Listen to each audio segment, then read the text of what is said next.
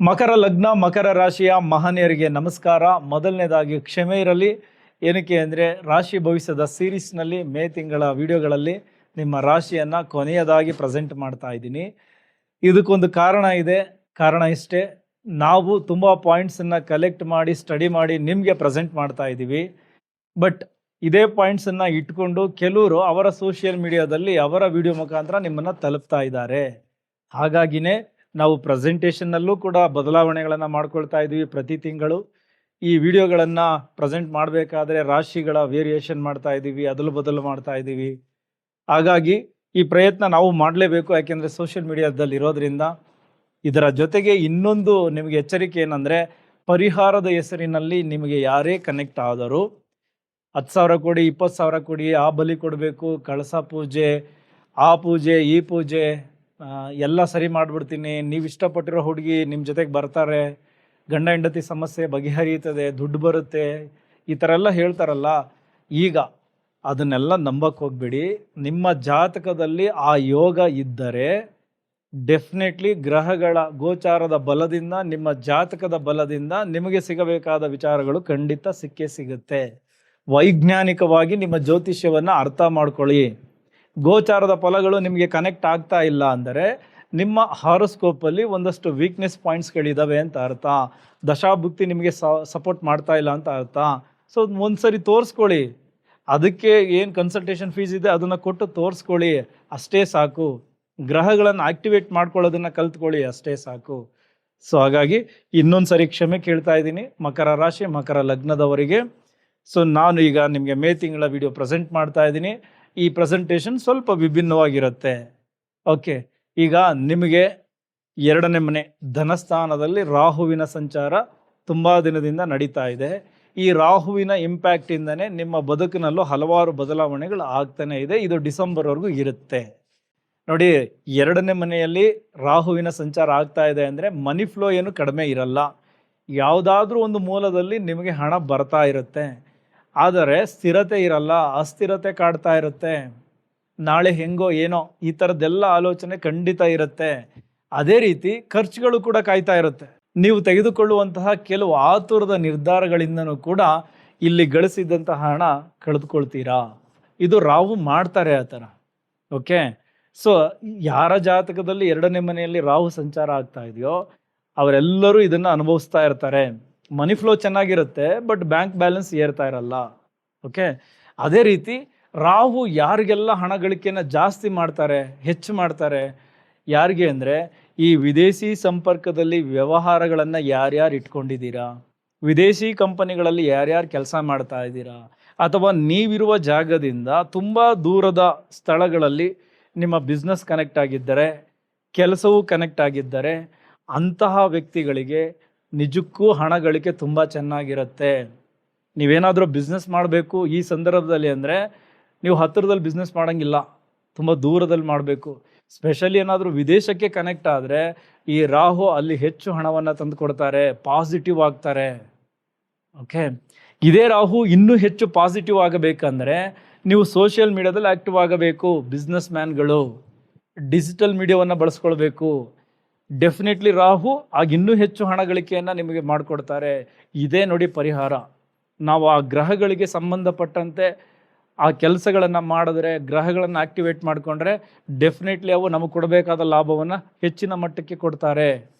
So ಹಾಗಾಗಿ ಯಾರ್ಯಾರು ಬಿಸ್ನೆಸ್ಸಲ್ಲಿ involve ಆಗಿದ್ದೀರಾ ಮಕರ ರಾಶಿ ಮಕರ ಲಗ್ನದವರು, ನೀವು ಸೋಷಿಯಲ್ ಮೀಡಿಯಾದಲ್ಲಿ ಆಕ್ಟಿವ್ ಆಗಿ. ಓಕೆ, ಅದೇ ರೀತಿ 2ನೇ ಮನೆ ವಾಕ್ಸ್ಥಾನ ರಾಹು ಇಲ್ಲಿದ್ದಾರೆ ಅಂದರೆ ತಿಳ್ಕೊಳ್ಳಿ, ಅದ್ಭುತವಾಗಿರುತ್ತೆ. ನಿಮ್ಮ ಮಾತು ತುಂಬ ಚೆನ್ನಾಗಿ ಆಡ್ತೀರಾ, ಕೇಳೋಕ್ಕೆ ಹಿತವಾಗೂ ಇರುತ್ತೆ, ಟೆಕ್ನಿಕಲಿನೂ ಸ್ಟ್ರಾಂಗ್ ಆಗಿರುತ್ತೆ. ಸೊ ಹಾಗಾಗಿ ನಿಮ್ಮ ಮಾತೇ ನಿಮಗೆ ಬಂಡವಾಳ. ಚೆನ್ನಾಗಿ ಬಳಸ್ಕೊಳ್ಳಿ. ಆ ಮಾತಿಂದನೇ ನೀವು ಹಣ ಗಳಿಕೆಯನ್ನು ಜಾಸ್ತಿ ಮಾಡ್ಕೋಬೋದು. ಸೊ ಅದ್ರ ಕಡೆನೂ ಗಮನ ಕೊಡಿ.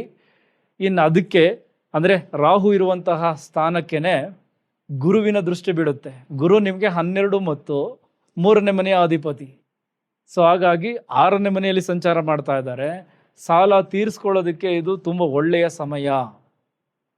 ಸಾಲ ತೀರಿಸ್ಕೊಳ್ಳಿ.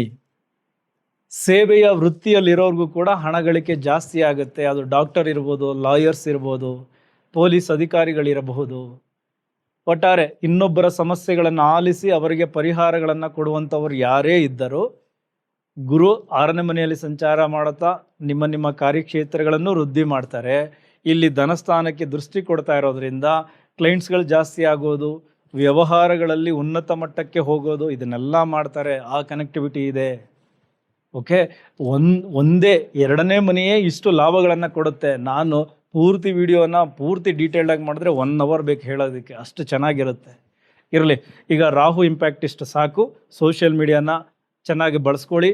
ಯಾರ್ಯಾರು ಇಲ್ಲಪ್ಪ ನಾವು ಆ ಥರದ್ದೇನು ಟಚ್ ಇಲ್ಲ, ನಾವು ಮನೆ ಗೃಹಿಣಿಯರು, ನಿಮಗೆ ನೋಡಿ ಮನೆ ಗೃಹಿಣಿಯರಿಗೆ ನಾನು ಬೇರೆ ಥರ ಹೇಳ್ತೀನಿ, ಮುಂದೆ ಅದನ್ನು ಕವರ್ ಮಾಡಿಕೊಡ್ತೀನಿ. ಮಹಿಳೆಯರಿಗೆ ಯಾರ್ಯಾರು ಈ ಥರದ್ದೆಲ್ಲ ಕೆಲಸ ಮಾಡ್ತಾ ಇಲ್ಲ, ನೀವು ಮನೆಯಲ್ಲಿ ಹೇಗಿರಬೇಕು, ಅದರಿಂದ ನಿಮ್ಗೇನು ಲಾಭಗಳಿವೆ ಅದನ್ನು ಬೇರೆ ಪಾಯಿಂಟ್ಸ್ಗಳಲ್ಲಿ ಕನೆಕ್ಟ್ ಮಾಡ್ಕೊಳ್ಳೋಣ. ಈಗ ಶನಿ ಮಹಾತ್ಮರು ನಿಮಗೆ 3ನೇ ಮನೆಯಲ್ಲಿ ಸಂಚಾರ ಮಾಡ್ತಾ ಇದ್ದಾರೆ. ಅವರು ಕೂಡ 2027 ಮಾರ್ಚ್ವರೆಗೂ ಅಲ್ಲೇ ಇರ್ತಾರೆ. ಸೊ ಹಾಗಾಗಿ ನಿಮಗೆ ಈಗ ಆತ್ಮಸ್ಥೈರ್ಯ, ಒಂದು ಧೈರ್ಯ ಇದನ್ನೆಲ್ಲ ಕೊಡ್ತಾ ಇರೋದು ಅವರೇ. ಎಂಥದ್ದೇ ಕಠಿಣ ಪರಿಸ್ಥಿತಿ ಎದುರಾದರೂ ಅದನ್ನು ನಿಭಾಯಿಸೋದಕ್ಕೆ ನಿಮಗೆ ಶನಿ ಮಹಾತ್ಮರೇ ಶಕ್ತಿ ಕೊಡ್ತಾ ಇರೋದು. ಹಾಗಾಗಿ ಮುನ್ನುಗ್ಗೋದಕ್ಕೆ ಯಾವುದೇ ಹಿಂಜರಿಕೆ ಬೇಡ, ಮುನ್ನುಗ್ಗಿ. ನೀವು ಏನು ಶಿಸ್ತಿನಿಂದ ಏನೇ ಕೆಲಸಗಳನ್ನು ಕೈಗೆ ಎತ್ತಿಕೊಂಡರೆ ಡೆಫಿನೆಟ್ಲಿ ಸ್ವಲ್ಪ ನಿಧಾನ ಆದರೂ ಅದು ಸಕ್ಸಸ್ ಆಗುತ್ತೆ. ಓಕೆ, 3ನೇ ಮನೆ ಶ್ರಮ ಅಲೆದಾಟ. ಸೊ ಹಾಗಾಗಿ ಅಂದರೆ ಶಾರ್ಟ್ ಟ್ರಾವೆಲನ್ನು ಕೂಡ ತೋರಿಸುತ್ತೆ. ಶನಿ ಮಹಾತ್ಮರು ನಿಮಗೆ ಈ ಕೆಲಸದ ನಿಮಿತ್ತ ಓಡಾಡಬೇಕು, ಸ್ವಲ್ಪ ಶ್ರಮ ಕೊಡಲೇಬೇಕು, ಇದನ್ನೆಲ್ಲ ಹೇಳ್ತಾ ಇದ್ದಾರೆ. ಕೊಟ್ಟುಬಿಡಿ, ಡೆಫಿನೆಟ್ಲಿ ನಿಮ್ಮ ಪ್ರತಿ ಶಾರ್ಟ್ ಟ್ರಾವೆಲ್ಲು ಕೂಡ ನಿಮಗೆ ಹಣವನ್ನು ಮಾಡಿಕೊಡುತ್ತೆ. ಇದಿಷ್ಟು 1 ವರ್ಷಗಳ ಫಲ ನಾನು ಹೇಳ್ತಾ ಇರೋದು. ಓಕೆ, ಗ್ರಹಗಳು ತಿಂಗಳ ವಯಸ್ಸು ಬದಲಾಗ್ತದಲ್ಲ, ಅದರ ಇಂಪ್ಯಾಕ್ಟ್ ಬೇರೆ.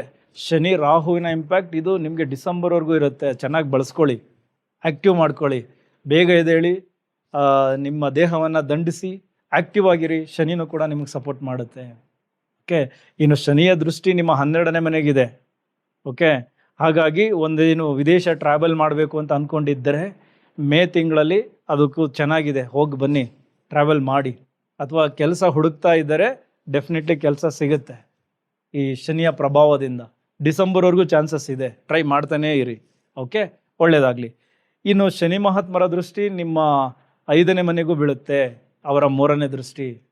ಸೊ ಹಾಗಾಗಿ ಅಲ್ಲಿ ಶುಕ್ರನ ಸಂಚಾರ ಆಗ್ತದೆ ಮೊದಲ 15 ದಿನದವರೆಗೂ.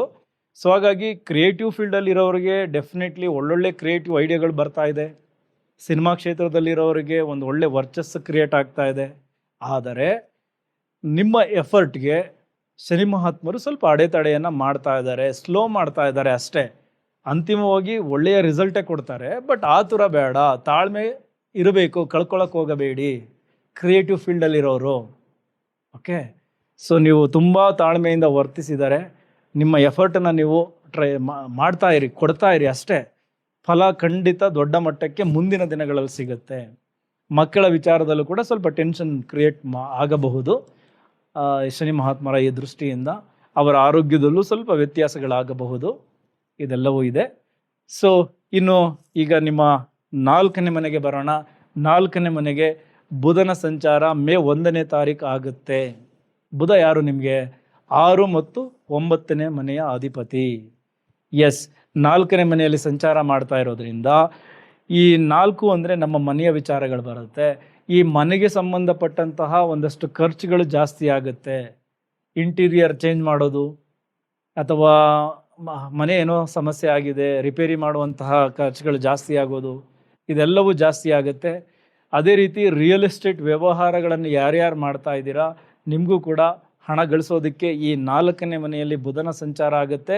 ಏನಕ್ಕೆ ಅಂದರೆ 4ನೇ ಮನೆಯಲ್ಲಿ ನಿಮ್ಮ ಅಷ್ಟಮ ಸ್ಥಾನದ ಅಧಿಪತಿಯು ಸಂಚಾರ ಮಾಡ್ತಾ ಇದ್ದಾರೆ. ಬುಧಾದಿತ್ಯ ಯೋಗ ಕ್ರಿಯೇಟ್ ಆಯಿತು. ಸೊ ಸ್ವಲ್ಪ ಈ ಲಿಟಿಗೇಷನ್ ಪ್ರಾಪರ್ಟಿ ಅಥವಾ ತುಂಬ ದಿನದಿಂದ ಸೇಲೇ ಆಗ್ತಾ ಇರಲಿಲ್ಲ ಪ್ರಾಪರ್ಟಿ, ಈ ಥರದ್ದೆಲ್ಲ ಹಳೆ ಪ್ರಾಪರ್ಟಿಗಳೆಲ್ಲ ಸೇಲ್ ಆಗುತ್ತೆ. ಅವು ನಿಮಗೆ ಹೆಚ್ಚಿನ ಹಣ ಗಳಿಕೆಯನ್ನು ತಂದು ಕೊಡ್ತಾರೆ. ಒಂದಷ್ಟು ಆತಂಕಗಳು ಕೂಡ ಎದುರಾಗುತ್ತೆ ಎಲ್ಲರಿಗೂ. ಇದು ಮಹಿಳೆಯರಿಗೂ ಕೂಡ ಆ್ಯಂಡ್ ಹಿರಿಯ ನಾಗರಿಕರಿಗೂ ಪುರುಷರಿಗೂ ಎಲ್ಲರಿಗೂ ಕೂಡ ಅಷ್ಟಮ ಸ್ಥಾನದ ಅಧಿಪತಿ 4ನೇ ಮನೆಯಲ್ಲಿ ಬಂದಾಗ ಮನೆಯಲ್ಲಿ ಸಂಘರ್ಷಗಳು ಜಾಸ್ತಿ ಆಗುತ್ತೆ. ಈ ಆಫೀಸಲ್ಲಿ ಮಾತನಾಡಬೇಕಾದ್ರೆ ಸುಮ್ಮನೆ ಗಲಾಟೆಗಳು ಜಾಸ್ತಿ ಆಗುತ್ತೆ. ವ್ಯವಹಾರದಲ್ಲೂ ಕೂಡ ಒಂದೊಂದು ಸರಿ ದುಡುಕಿ ಮಾತಾಡಿ ತಪ್ಪುಗಳಾಗ್ಬಿಡ್ತದೆ, ಇದೆಲ್ಲವೂ ಆಗುತ್ತೆ. ಸೊ ಅಲ್ಲಿ ಎಚ್ಚರಿಕೆಯನ್ನು ತೆಗೆದುಕೊಳ್ಳಿ. ಅದೇ ರೀತಿ ಮಹಿಳೆಯರಿಗೆ ಈ ಅಷ್ಟಮ ಸ್ಥಾನ ಅಂದರೆ ಅದು ಮಾಂಗಲ್ಯ. ಸೊ ಅಷ್ಟಮ ಸ್ಥಾನದ ಅಧಿಪತಿ 4ನೇ ಮನೆಗೆ ಬಂದಿರೋದ್ರಿಂದ, ಜೊತೆಗೆ ನಿಮ್ಮ ಏನು ಪತಿ ಅಂದರೆ ಅದು ಕುಜ, ಶನಿ ಜೊತೆ ಯುತಿ ಆಗ್ತಾರೆ ಮೊದಲ 12 ದಿನ, ನಂತರ ಅವರು ಅವ್ರದ್ದೇ ಮನೆಗೆ ಬರೋದು. ಸೊ ಹಾಗಾಗಿ ನಿಮ್ಮ ಪತಿ ಆರೋಗ್ಯದಲ್ಲಿ ಸ್ವಲ್ಪ ಏನೋ ತೊಂದರೆ ಆಗುವಂತಹ ಸೂಚನೆಗಳಿವೆ. ಸಣ್ಣ ಪುಟ್ಟ ತೊಂದರೆಗಳು ಎದುರಾದರೂ ನೀವು ಮೊದಲು ಹೋಗಿ ವೈದ್ಯರನ್ನು ಭೇಟಿ ಮಾಡಲೇಬೇಕು. ಓಕೆ. ಅದೇ ರೀತಿ BP ರಿಲೇಟೆಡ್ ಇಶ್ಯೂಸ್ ಜಾಸ್ತಿ ಆಗುತ್ತೆ, ಅದರ ಕಡೆ ಹೆಚ್ಚು ಗಮನ ಕೊಡಿ. ಸಣ್ಣ ಪುಟ್ಟ ಆಕ್ಸಿಡೆಂಟ್ ಆಗೋದು, ಮೈಯಿಂದ ಸ್ವಲ್ಪ ಬ್ಲಡ್ ಹೋಗೋದು, ಇದೆಲ್ಲವೂ ಇದೆ. ಸೊ ಎಚ್ಚರಿಕೆಯನ್ನು ತೆಗೆದುಕೊಂಡ್ರೆ ಆ ಒಂದು ಅವಘಡಗಳಿಂದ ದೂರ ಇರಬಹುದು. ಇದಕ್ಕೊಂದು ಬೆಸ್ಟ್ ರೆಮಿಡಿ ಎಲ್ಲ ರಾಶಿಯವ್ರಿಗೂ ಹೇಳ್ತಾ ಇರ್ತೀನಿ, ನಿಮಗೂ ಹೇಳ್ತಾ ಇರ್ತೀನಿ. ನಿಮ್ಮ ಆರೋಗ್ಯ ಚೆನ್ನಾಗಿದೆಯಾ, ನಿಮ್ಮ ದೇಹದಲ್ಲಿ ಆ ಶಕ್ತಿ ಇದೆಯಾ, ಮೊದಲೋಗಿ ರಕ್ತದಾನ ಮಾಡಿ. ಕುಜ ಶಾಂತಿ ಎಷ್ಟು ಚೆನ್ನಾಗಾಗುತ್ತೆ ಅಂದರೆ, ಡೆಫಿನೆಟ್ಲಿ ಬೇಡದ ರೂಪದಲ್ಲಿ ರಕ್ತ ಹೋಗಿ ದೇಹಕ್ಕೂ ತೊಂದರೆ ಆಗೋದರ ಬದಲು ಒಳ್ಳೆಯ ಕಾರ್ಯಗಳಿಗೆ ರಕ್ತ ನಿಮ್ಮಿಂದ ಹೋದರೆ ತುಂಬ ಒಳ್ಳೆಯದು. ಓಕೆ. ಮಂಗಳವಾರ ಆಯ್ಕೆ ಮಾಡ್ಕೊಳ್ಳಿ, ನನ್ನ ಕುಜ ದೋಷಗಳೆಲ್ಲ ನಿವಾರಣೆ ಆಗಲಿ ಅಂತ ರಕ್ತ ಕೊಡಬೇಕಾದ್ರೆ ಅಂದ್ಕೊಳ್ಳಿ. ಸೊ ಇದು ಪೂಜೆ ಮಾಡಿದಷ್ಟೇ ಪುಣ್ಯ ನಿಮಗೆ ಸಿಗುತ್ತೆ, ಶಾಂತಿನೂ ಆಗುತ್ತೆ. ರಕ್ತದಾನಕ್ಕೆ ಮುಂದಾಗಿ. ಇದು ಮಹಿಳೆಯರು ಮಾಡ್ಬೋದು ಆ್ಯಂಡ್ ನಮ್ಮ ಪುರುಷರು ಕೂಡ ಮಾಡ್ಬೋದು. ನಿಮ್ಮ ಆರೋಗ್ಯದ ಮೇಲೆ ಡಿಪೆಂಡ್ ಮಾಡಿಕೊಂಡು ಮಾಡಿ, ಎಲ್ಲ ಒಳ್ಳೆಯದಾಗುತ್ತೆ. ಸೊ ಅದೇ ರೀತಿ ಮಹಿಳೆಯರಿಗೆ ಮಕ್ಕಳ ಮೇಲೇನೂ ಕೂಡ ಸ್ವಲ್ಪ ಟೆನ್ಷನ್ಸ್ ಕ್ರಿಯೇಟ್ ಆಗುತ್ತೆ. ನಾನು ಹೇಳಿದ್ನಲ್ಲ, ಎಲ್ಲ ವಿಚಾರಗಳನ್ನು ಇಬ್ಬರು ಅಳವಡಿಸ್ಕೊಳ್ಳಿ. ಇನ್ನು 4ನೇ ಮನೆ ಇಂಪ್ಯಾಕ್ಟ್ ಈ ರೀತಿ ಇರುತ್ತೆ. ಸೊ ಸಂಬಂಧಗಳು ಕೂಡ ಹಾಳಾಗಬಹುದು, ಈಗೋ ಕ್ಲಾಶಸ್ ಜಾಸ್ತಿ ಆಗಿ. ಸೊ ಹಾಗಾಗಿ ಪರಸ್ಪರ ಮಾತುಕತೆ ಮಾಡಬೇಕಾದ್ರೆ ನೀವು ಸ್ವಲ್ಪ ಎಚ್ಚರಿಕೆಗಳನ್ನು ತೆಗೆದುಕೊಳ್ಳಿ. ಸಂಬಂಧಗಳು ಉಳಿಬೇಕು, ಆ ರೀತಿಯೇ ಮಾತನಾಡಬೇಕಲ್ವಾ.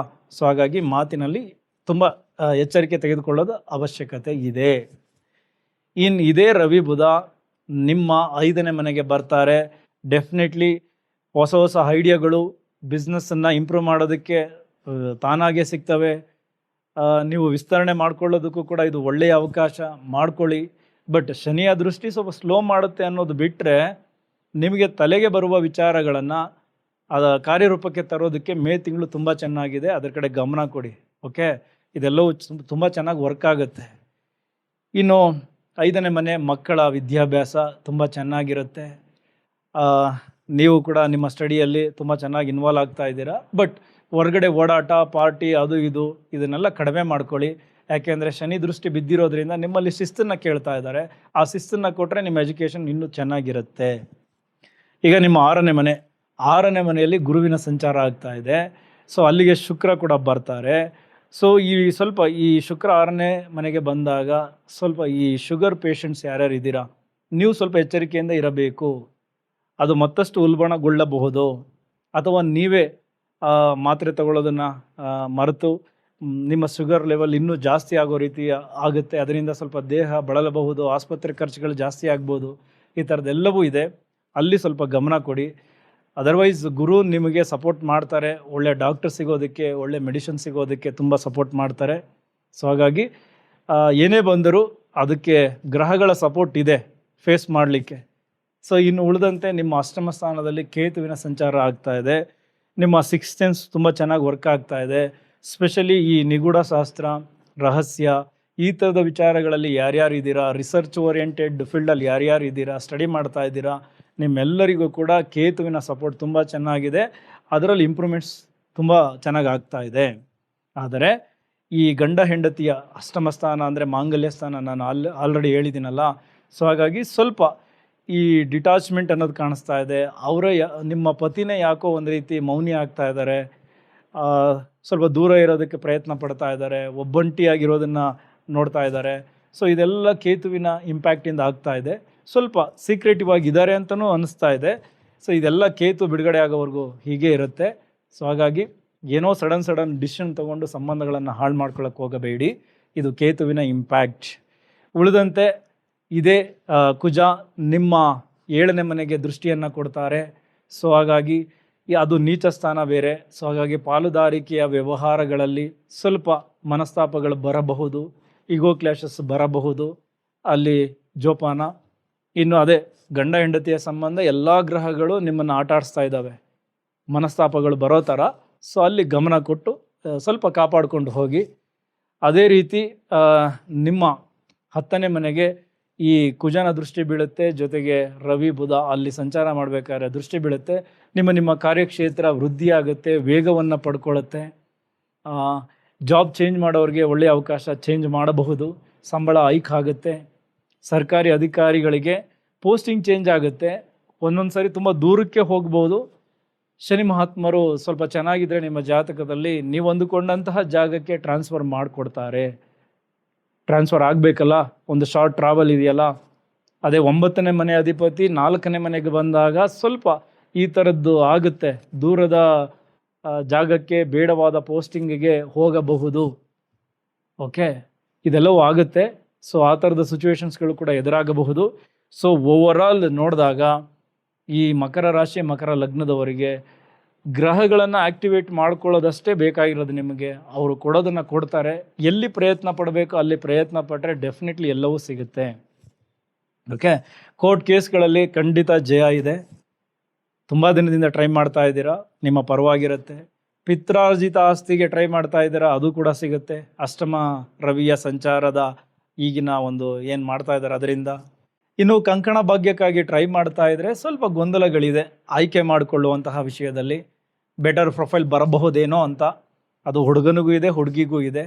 ನೋಡಿ, ನಿಮ್ಮ ವಿಚಾರಗಳಿಗೆ ಸಂಬಂಧಪಟ್ಟಂತೆ ಆಯ್ಕೆಗಳನ್ನು ಮಾಡ್ಕೊಳ್ಳಿ. ಒಟ್ಟಾರೆ ಏನು ಗೊಂದಲ ಅಂತೂ ಗ್ರಹಗಳು ಕೊಡ್ತಾ ಇದ್ದಾರೆ. ಸೊ ಅದು ಇನ್ನೂ ಸ್ವಲ್ಪ ದಿನ ಇರುತ್ತೆ. ಇನ್ನು ಕೃಷಿಕರಿಗೆ 4ನೇ ಮನೆಯಲ್ಲಿ ಬುಧಾದಿತ್ಯ ಯೋಗ, ಜಮೀನಿಗೆ ಸಂಬಂಧಪಟ್ಟಂತಹ ವಿಚಾರಗಳಲ್ಲಿ ಶುಭ ವಿಚಾರಗಳೇನೋ ಇವೆ. ಆದರೆ ನೀರಿಗೆ ಸಂಬಂಧಪಟ್ಟಂತಹ ವಿಚಾರಗಳಲ್ಲಿ ಸ್ವಲ್ಪ ತೊಂದರೆಗಳು ಎದುರಾಗಬಹುದು. ಸೊ ಹಾಗಾಗಿ ಬೋರ್ ಹಾಕ್ಸೋಕೆ ಹೋಗಿ ಲಾಸ್ ಆಗಬಹುದು, ನೀರು ಸಿಗದೇ ಇರಬಹುದು. ಈ ಥರದ್ದೆಲ್ಲ ಚಾನ್ಸಸ್ ಇದೆ. ಅದನ್ನೆಲ್ಲ ನೋಡಿಕೊಂಡು ಮೂವ್ ಮಾಡಿ. ಉಳಿದಂತೆ ನಿಮ್ಮ ಬೆಳೆಗಳಿಗೆ ಬೆಲೆಯಂತೂ ತುಂಬ ಚೆನ್ನಾಗಿ ಸಿಗುತ್ತೆ. ಒಂದಷ್ಟು ನಿಮ್ಮದು ಕಾರ್ಯಕ್ಷೇತ್ರ ವೃದ್ಧಿ ಆಗುತ್ತೆ. ಜಮೀನು ಖರೀದಿ ಮಾಡೋದಕ್ಕೆ, ಜಮೀನು ಮಾರಾಟ ಮಾಡೋದಕ್ಕೂ ಕೂಡ ಇದು ತುಂಬ ಚೆನ್ನಾಗಿದೆ. ಕೊಡಬಹುದು, ತಗೊಳ್ಬಹುದು, ಮಾಡ್ಕೊಳ್ಳಿ. ಸೊ ಓವರಾಲ್ ಎಲ್ಲ ವರ್ಗದವರಿಗೂ ತುಂಬ ಚೆನ್ನಾಗಿದೆ, ಚೆನ್ನಾಗಿ ಬಳಸ್ಕೊಳ್ಳಿ. ನಾನು ಹೇಳಿದ್ದು ಗಾರ್ಮೆಂಟ್ಸ್ ಎಂಪ್ಲಾಯೀಸ್ಗೂ ಅನ್ವಯಿಸುತ್ತೆ, ಸಾಫ್ಟ್ವೇರ್ ಇಂಜಿನಿಯರ್ಗೂ ಅನ್ವಯಿಸುತ್ತೆ, ಸಣ್ಣ ಪುಟ್ಟ ವ್ಯಾಪಾರಿಗಳಿಗೂ ಆಗುತ್ತೆ. ಅದೇ ರೀತಿ ದೊಡ್ಡ ದೊಡ್ಡ ಬಿಸ್ನೆಸ್ ಮ್ಯಾನ್, ಕಾರ್ಪೊರೇಟ್ ಲೀಡರ್ಸ್ಗಳಿಗೂ ಕೂಡ ಆಗುತ್ತೆ. ಓಕೆ, ಸೊ ಎಲ್ಲವನ್ನು ಚೆನ್ನಾಗಿ ಬಳಸ್ಕೊಳ್ಳಿ. ಇನ್ನು ಕಾಂಪಿಟೇಟಿವ್ ಎಕ್ಸಾಮ್ ಬರೆಯೋರ್ಗೂ ಕೂಡ ತುಂಬ ಚೆನ್ನಾಗಿದೆ. ಮೇ ತಿಂಗಳು ಬರೀರಿ, ನಿಮಗೆ ರಿಸಲ್ಟ್ ಫೇವರಬಲ್ ಆಗಿರುತ್ತೆ. ಎಲ್ಲರಿಗೂ ಒಳ್ಳೆಯದಾಗಲಿ. ಇಲ್ಲಿವರೆಗೂ ವಿಡಿಯೋ ನೋಡೋದಕ್ಕೆ ಧನ್ಯವಾದಗಳು. Thank you very much.